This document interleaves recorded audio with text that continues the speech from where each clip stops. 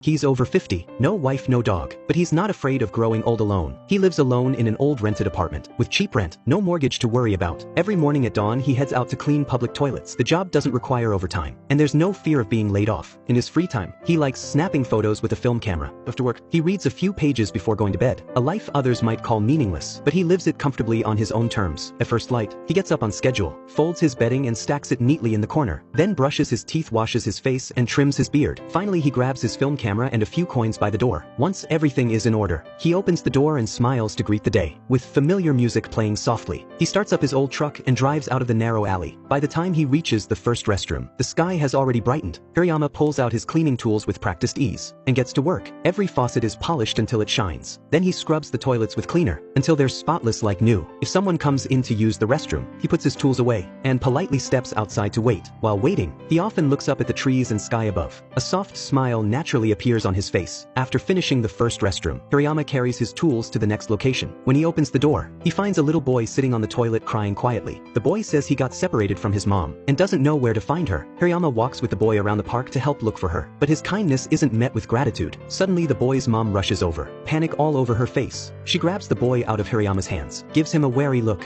then pulls out a wet wipe and scrubs the boy's hand where he was touched. Faced with her prejudice, Hirayama simply stands there in silence, with no intention of defending himself. But as the boy is led away, he turns around and waves goodbye. Hirayama smiles and waves back. He's long since learned to accept these little misunderstandings. After the brief incident, Hirayama moves on to the third restroom of the day. It's nearly noon, and that's when his coworker finally shows up. The guy blames traffic, then starts complaining about how dirty and exhausting the job is. Seeing Hirayama still working quietly, he tells him not to try so hard. Hirayama ignores the griping, just packs up his tools, and heads to the next spot. After this one it'll be time for lunch. If the weather's nice, he brings a homemade sandwich, and eats it on a bench up on the hill, with his simple meal in hand. He looks up and sees the leaves glowing bright green in the sunlight, so he pulls out his film camera, and captures the dappled light of the moment. Just as he puts the camera away, he notices a new sapling growing beside a big tree. With the monk's permission, he gently digs it up to take home and raise. As the sun sets, and upbeat rock music plays, Hirayama ends another day of honest work.